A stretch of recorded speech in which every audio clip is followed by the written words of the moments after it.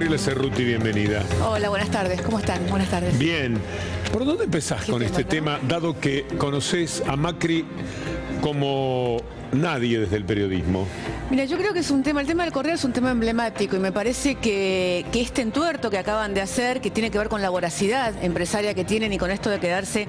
Yo le trataba de contarle a gente más joven, que no recuerda bien la historia de Macri y del correo, cómo empieza todo esto. A ver, los Macri cuando se quedan con el correo... Entre otras cosas, tienen varias denuncias por las cuales finalmente en el 2013 le saca la concesión. Pero a mí me parece importante recordar una.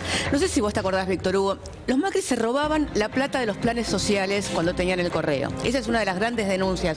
Digo, los Macri tenían que repartir los planes, cobrar. O sea, la gente cobraba los planes sociales, el plan trabajar, en aquel momento 150 pesos por persona. Se tenían que cobrar en el correo. En aquel momento el Estado le giraba la plata al correo para que le pagara y los Macri pasaban la lista como que estaban pagados los planes sociales y no estaban pagados. Estamos hablando de 150 pesos que era el plan trabajar en aquel momento, ni siquiera era la UH. Hacían esto, después echaron 15.000 trabajadores y lo pasaron como si fuera en realidad una inversión de la empresa para que los balances les cerraran. Lo que gastaron para echar a la gente, que quede claro, fíjate qué perversidad.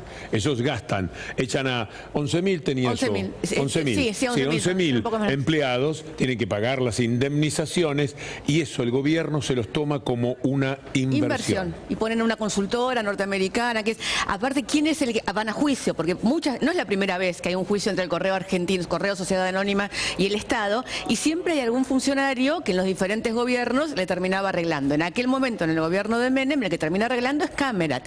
Y nada es casual. Digo, Aguad, Camerat, toda esta banda de los cordobeses, vos sabés que Camerat es el suegro, por ejemplo, de Massot, del actual diputado Massot del PRO, y es el mismo que le dio el correo en aquel momento y que fue un poco socio de los Macri en el correo. Entonces la verdad es que el tema del correo es un tema muy emblemático para ellos y lo último, lo que acabamos nosotros de publicar recién, hace media hora cuando venía para acá en Nuestras Voces, me parece que a mí me parece tan escandaloso como los 70.000 millones, es que una semana antes de hacer el acuerdo con el Estado Nacional, presentan una demanda contra el Estado Nacional reclamando 3.500 millones de pesos. Pero con un detalle, sí. Así como en el acuerdo el interés era del 7% o el 6%, sí, el 6. Del 6%, ahora en la demanda de ellos al Estado, ¿qué interés ponen? Como el 11%. El 11%, pero además dicen que esto es la cifra en principio, que esto es lo primero que reclaman y que a medida que transcurra el juicio van a ver los pero intereses. Es una locura de todas maneras, olvídate de la tasa, del interés. De lo que fuera, es una digamos. Locura, Pero además, la trampa que estaban haciendo. Pero están haciendo una trampa que obviamente la están haciendo conjuntamente con el Estado. Digo, acá hay un problema imposible de solucionar. Es Macri contra Macri, Macri. Digo, el problema que tenemos es que estamos gobernados, lo digo yo, no lo dicen ninguno de ustedes, por esta banda de delincuentes. No, la verdad, yo no quiero afirmar también, digo, estamos gobernados por esta banda de delincuentes que ha vivido del Estado los últimos 30 años de la Argentina, que parte de la tragedia nacional tiene que ver con esta clase de empresarios que han mamado del Estado y que han hecho negocios con el Estado y ahora además tienen el Estado. Entonces están de los dos lados del mostrador, no hay más mostrador, se quieren quedar con todo y tienen una voracidad y una codicia que realmente, porque digo, ya está, tienen la presidencia del país, tienen todos los negocios, tienen todo, están pijoteando, ¿entendés? Lo que quieren recuperar de cuando tenían la concesión del correo. Yo creo que es una forma de violencia, no sé cuál es tu criterio, porque cuando lo hacen tan evidente, cuando no les importa nada y le tiran a la sociedad como si fuera una bofetada, algo así, es violencia, porque la gente, la que piensa, se queda indefensa frente a esto. Yo creo que es muy violento, yo creo que es una responsabilidad enorme que esta gente esté gobernando la Argentina. Muchos de los que fueron en ese momento gerentes, no es la familia Macri, no es Franco Macri, porque tampoco nos confundamos con eso. El gerente general de Correo Argentino, cuando el Correo estaba concesionado, era Andrés Ibarra, el actual ministro de Modernización. Y parte del directorio no era Franco Macri, era Mauricio Macri. Mauricio Macri y Leonardo Maffioli eran los directores y son los que terminan procesados en el banco. A mí Mauricio Macri me dice, bueno, porque mi papá me pidió, siempre le pide el padre, él no tiene nada que ver. Ahora, este negocio no es un negocio de Franco Macri, es un negocio de Mauricio Macri. Cuando en el momento en el que el Estado le quita la concesión, vos te acordarás que es el momento en el que Néstor Kirchner dice, ojo, que Mauricio es Macri, porque la verdad es que el del Correo, el gerente del Correo, el director del Correo, era Mauricio Macri, Leonardo Maffioli, que hoy es parte del grupo de ellos de su mesa chica, y Andrés Ibarra, el ministro de Modernización, era el gerente general del Correo Argentino en ese momento. Gabriela, Sí. vos sabés que un montón de gente te va cruzando y te pregunta, yo supongo que impactada por la noticia, si es tan así que Mauricio Macri le perdona la deuda a su padre, o sea, el Estado le termina perdonando la deuda a alguien que es pariente No, se la perdona a sí directo. mismo. Esta es la parte en que hay una confusión. Se la perdona a sí mismo. Sogma no es más de Franco Macri. Sogma es de los hermanos Macri y en el caso de Mauricio de sus hijos, porque él le pasó sus acciones a sus hijos. Hace mucho que Sogma, que es la propietaria de la empresa Correo Argentino Sociedad Anónima, no es de Franco Macri. Y el gerente y el director del Correo, cuando el Correo estuvo privatizado, fue Mauricio Macri, no fue Franco. Y la perversión de poner a un funcionario expresamente para que les cumpla ese servicio en el caso de Mocoroa. Porque yo creo que eso creo que es el tema cordobés. Mocoroa viene de la auditoría general en el momento en el que estaba Leandro de Puy y está muy vinculado con Aguad y Aguad con Camerat y es todo ese grupo que, a ver, una de las primeras apariciones públicas importantes de Mauricio Macri en política es cuando va a la asunción de Camerat a Córdoba. Camerat era el que les había dado el Correo, digamos, tenían ese nivel de connivencia y lo mostraban abiertamente. Van Carlos Menem, que ya había perdido la elección, pero igual va a la asunción de Camerat y va con Mauricio Macri. Ese es como el inicio de la carrera política de Mauricio Macri, al lado de quien desde el gobierno de Carlos Menem les había otorgado el Correo. Te hago un comentario más ahora que llegó esta área. ¿Cómo estás? Una de las cosas que hoy reclaman, y a mí me parece que todo tiene que ver con todo, es que en su momento el Estado no cumplió con lo que les había prometido, que era que siguió habiendo correos privados. ¿Por qué? Porque esa es la otra gran pelea que se trató de acallar en este país, que es la pelea de los Macri con Chabrán. Cuando los Macri se quedan con el correo, Menem les promete que va a prohibir todos los correos privados, entre otros Soca, que era de Chabrán. Y ahí empieza una pelea entre Macri y Chabrán, que hasta el día de hoy todavía no se ha terminado de dilucidar quién se quedó con las empresas de quién, y que yo traía a colación hace poco porque la muerte de Chabrán es muy parecida a la muerte de Nisman, muy parecida. Una persona que estaba con mucho conflicto con estos grupos empresarios, con las agencias de seguridad de la CIA, de los israelíes y de lo que fuera, y que en su campo lo visitan, le dejan un arma y se suicida, ¿no? El paralelismo entre la muerte de Chabrán y la muerte de Nisman es realmente impresionante. Me interesa muchísimo caminar por esa vía, pero quiero incorporar a nuestra charla el doctor Darío Villarruel, periodista y amigo de tantos años y muy consejero siempre de estos temas jurídicos. Una primera impresión antes de mostrar dos o tres documentos, por ejemplo, lo que ha dicho Aguad, Darío. Creo que acá se da el tema de que el Estado soy yo. Y en este caso el Estado es Mauricio Macri, que beneficia a su padre, Franco Macri. Y por ahí la gente dice, ¿es un tema político, es un tema jurídico o es un tema económico? Por cualquiera de los tres lados que entres, hay un desfalco al erario público. Es decir, el erario público se queda sin cobrar un dinero que no era necesario que ahora se liquide. Se liquida ahora porque hay un gobierno que obviamente pertenece a la misma familia. Y lo que es lamentable es que la gente no se dé cuenta que desde el punto de vista ético no puede ser que un gobierno o un político que responde a un papá que es empresario le perdonen la deuda o en todo caso le transfiera derechos. Porque ojo, en este caso lo que hay que decir que no es que Franco Macri es pobre, porque ahí está la cuestión. Esto es lo que dice Aguad. ¿Querés escucharlo? Dale. Aguad, y después quisiera ir por lo que nos decía recién Gabriela, que en realidad Franco ya le dio la empresa a los hijos, Tal cual. por lo cual es más directo todo. Macri está perdonando al propio Macri, en tanto dueño de Sogma, que a su vez es la dueña del Correo en esta historia. Escuchemos, veamos a Aguad. ¿Leyó el dictamen de la fiscal Boquín? No, no lo he leído porque nosotros no hemos sido notificados, pero tengo más o menos una idea de lo que dice. Primero, que no hay ningún perdón de deuda, va a pagar hasta el último peso. Estamos hablando de un deudor sin recursos económicos. Estamos hablando de un deudor sin recursos económicos.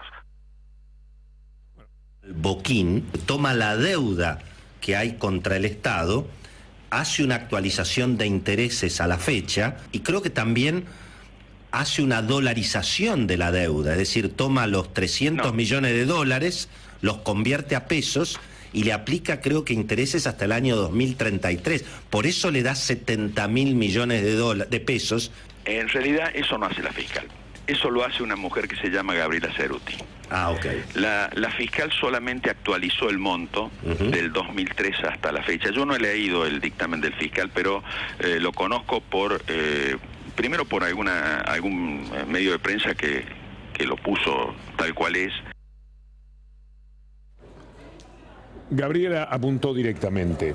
Es increíble. Me lo habían comentado, yo no lo había escuchado, lo leí, pero no lo había escuchado y es increíble. Primero porque no leyó, no leyó. Es terrible eso, ¿no? No leyó ni el dictamen de la fiscal ni la nota nuestra, digamos. Pero tiene una nuestras idea. voces, digamos. O sea, hay Tiene mucho una idea. laburo ahí. En el No, ámbito de- yo que pues presumo que sí lo debe haber leído. Lo que pasa es que darse por informado le impide decir estos disparates, estas verdaderas sinvergüenzadas en las que Sí, cae sí. Aguad, que es recurrente en esto, porque además él es del perfil moral de toda esta historia. Preguntemos en la ciudad de Corrientes por Aguad y te van a dar buenos informes de Obviamente. Además, Víctor malo. Hugo, esa nota fue hecha en una radio donde le tiraban centro tras centro, con lo cual querían justificar lo que había hecho el gobierno con Aguad interlocutor, porque Sí. no había una crítica a nada de lo que decía Aguad, ¿no? Sí, pero es muy interesante que llegan a los 70.000 millones de pesos, porque algunos lo discuten. ¿Cómo es que se llega a los 70.000 millones de pesos?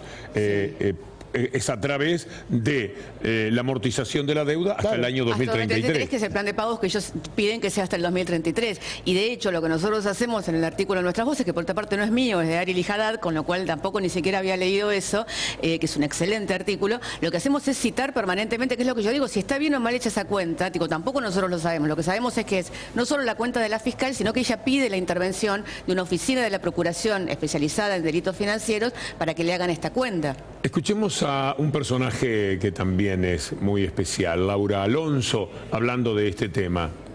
Cuando hay un dictamen fiscal sugiriendo que podría haber una presunta violación de la ley de ética, es más que obvio que la Oficina Anticorrupción en esta gestión va a actuar como ya lo ha hecho en otros casos. Decidimos abrir una actuación y se empezarán a librar los oficios correspondientes, fundamentalmente para tomar conocimiento del expediente. Lo que nos importa y nos va a importar es analizar el expediente completo. Lamentablemente, hasta que no conozcamos el expediente, nosotros no podemos adelantar una opinión porque sería irresponsable, primero de mi parte, y sería una falta de respeto a todo el equipo profesional de la Oficina Anticorrupción, y estamos concentrados y comprometidos en hacer un trabajo serio, responsable y muy bien fundamentado técnicamente, como ha sucedido con dictámenes anteriores. Estamos impulsando fuertemente la ley de responsabilidad de empresas y otras entidades jurídicas en casos de corrupción. A ver, la chica de humo, como le digo yo respetuosamente, porque no es abogada y está ocupando un cargo y desconoce lo que es una oficina anticorrupción. Ahora va a actuar porque hay denuncias penales. Mientras no hay denuncias penales, Alonso Laura, no corresponde que intervenga la oficina anticorrupción. Por eso esa materia que está en la Facultad de Derecho, usted no la tiene, porque por decreto la nombraron del cargo. A ver, el tema de que no conocen el expediente es público. Vayan al juzgado, léanlo y se enteran rápidamente. Con lo cual, esto de decir un montón de barbaridades que no tienen ni pie ni bollete desde el punto de vista jurídico, confunde a la gente. Lo que hay que decirle a la gente concretamente es que el Estado argentino está perdiendo plata. Y en nombre de los Macri, donde hoy por hoy, casualmente, el presidente se llama Mauricio. Esto es simple, no es color político, no tiene nada que ver con la ideología, no tiene nada que ver con las revoluciones, ni siquiera con el neoliberalismo. Acá le está robando plata al Estado argentino, quien es presidente en este momento. Sí, yo creo que Laura Alonso también debería fijarse porque ya hay un dictamen de la Procelac, o sea, hay un dictamen de un fiscal donde dice que son inconsistentes las declaraciones juradas de Mauricio Macri. Hay denuncias penales sobre el tema y ella tiene denuncias en la Oficina Anticorrupción que no abrió todavía y no movió de un año a esta parte. Con lo cual, Laura Alonso, evidentemente este tema se hizo tan fuerte que tienen que, de alguna manera, desde el gobierno decir algo. Pero yo vuelvo a lo que vos decías. A mí me parece que se generó una confusión y que de hecho algunos medios lo han generado en los últimos días con esta idea de que la otra parte, en este caso, es Franco Macri. Es Mauricio Macri. Es Mauricio, Gianfranco es Mariano, son los hermanos Macri, porque los que en este momento son los dueños de SOCMA, por lo tanto de Sideco y por lo tanto de la empresa Correo Sociedad Anónima, son los Macri, que son los hermanos. Franco Macri ya es el dueño de Macri Group, que es una empresa que trabaja en China con la soja y con empresas de automóviles. Pero la empresa SOCMA es desde hace muchos años, desde el 2007 en particular, es una empresa de los hermanos Macri y los hijos de Mauricio Macri. Una línea que quería decir. En realidad, el grupo Macri no es pobre. Por eso el Estado no le debe condonar la deuda ni hacer una gran quita. Cuando el Estado hace quita es porque ve una empresa que el otro lado no puede responder. Por eso nunca se apuró al grupo Macri a pagar, porque suponían que en algún momento, porque son fuertes, iban a pagar. Por eso la cosa seguía así durante el gobierno anterior, ¿no? Vos sabés que una de las cosas que está pidiendo en esta nueva demanda que le hace Correo al Estado, dice que ellos no pudieron ganar plata porque el Estado no impuso las condiciones de flexibilización cargo del correo. Es la primer privatización con la que se quedan, en la que hay seres humanos. A ver si me entendés. Sí, claro. Porque le transfieren una empresa con trabajadores. Un montón de trabajadores. Con un montón de trabajadores, como era el Correo Argentino. Ellos habían agarrado los peajes, habían agarrado diferentes empresas en las cuales lo que tenían que hacer era cobrar y nada más. Y ahí con el problema que se encuentran es que hay trabajadores que tienen derechos. Entonces, de alguna manera, lo que ahora estamos viendo en la Argentina es el fruto de aquel experimento que empezó en el Correo Argentino, que es qué es lo que quieren hacer para gobernar la Argentina. Y la fiscal dice hoy, ratificando su dictamen, que hay juicios de Correo contra el Estado argentino. ¿Y cómo terminan esos juicios? Siempre lo ganan las empresas privadas, de acá a varios años, no nos damos cuenta. Pero lo que dice la fiscal es, ojo, si haya creencias o créditos de parte del grupo, obviamente tratemos de ver cómo igualamos esto para que no pierda el Estado, ¿no? Yo lo que estoy esperando que intervenga es el doctor Carlos Balbín, por quien tengo muchísimo respeto, y que es el procurador del Tesoro, Claro. porque la verdad es que si estamos hablando de un juicio entre el Estado y una empresa privada, no hay ninguna razón para que intervenga un funcionario de cuarta línea, como es este funcionario al que mandó Aguad a esa audiencia. No hay ninguna razón para que intervenga Aguad. Es verdad. Si tienen que presentarse a una audiencia judicial entre una empresa y el Estado, tiene que ir el procurador del Tesoro o quien él designe. Entonces, ¿por qué se presentó este funcionario? ¿Por qué Aguad se metió en el medio? La verdad, porque son todos negocios de los mismos. Y otro tema es que se habla del artículo 19 de la ley de quiebras. ¿Viste cuando pasa algo? Todos son especialistas y se da lo que yo digo, hablen sin saber. Yo soy abogado penalista, tuve que ir a ver la ley de quiebras porque no me gusta versear, soy responsable cuando estoy ante la gente. Y la verdad es que el artículo 19 dice claramente que en realidad se suspenden los intereses, no que se los perdonan. Entonces se suspenden y también fui a ver jurisprudencia. Y esa misma sala B tiene antecedentes donde suspende, pero no perdona intereses, con lo cual está clarísimo, ¿no? Yo creo que el tema está clarísimo, pero me parece que el cierre de todo esto es el problema enorme que tenemos, que es que estamos gobernados por esta gente que tema que tocan, tema que es de ellos. Entonces el gran problema que tenemos en este momento es que casi todo lo que hace Mauricio Macri es incompatible. A veces son de los amigos. De ellos sus amigos, digamos, ¿entendés? Yo escribí hace poquito en Nuestras Voces algo que a mí me preocupa muchísimo, que es algo que pasó desapercibido. Vos viste que, después es para otro tema, pero te pongo el detalle nomás, Urtubey cambió la ley de tierras, o sea, Macri la cambió a nivel nacional y permitió que cada provincia haga el cambio en su provincia. Urtubey permite que la extranjerización de la tierra en Salta pase de 10.000 hectáreas a 35.000. ¿En qué distrito? En el distrito Rivadavia, donde tiene su estancia ¿quién? Mauricio Macri. Y Caputo, y digo, hacen esas cosas con este nivel de alevosía, porque son la clase empresaria pijotera, para decirlo de alguna manera, que se manejan con una codicia increíble y que han sido parte de la gran tragedia argentina económicamente en los últimos 30 años. Y además siempre reciben una mano de la justicia. ¿Te acordás la causa de contrabando? Donde ya iban a juicio oral, tanto que se habla de los juicios orales hoy, cuándo hay fecha, cuándo no hay fecha. En aquel momento iban a juicio oral, la Corte de mayoría automática de Carlos Saúl Menem hizo que queden desprocesados cuando estaba claro, probado el tema de la importación de autopartes. Y por otro lado, el tema de que la justicia acompaña, hay que decir que en este caso, como el tema estalló, todavía no está firme este fallo, porque hay que homologarlo. Y eventualmente va a tener que resolver la Corte Suprema de Justicia. ¿La Corte será Macri también? Bueno, hoy hubo un dato muy importante, lo sabés, lo de Jayton de Nolasco. Muy bien. No es muy grato en este caso para el gobierno la noticia de que Jayton de Nolasco puede seguir en la Corte Suprema de Justicia. Además la familia judicial la quiere porque es una buena jueza, como decías vos, me parece que ella se quiere quedar y me parece que está viendo un tufillo bastante raro y dice yo me quedo, no quiero ser parte al abandonar del desastre que se puede venir, ¿no? Darío, muchas gracias. No, gracias a vos. Gabriel.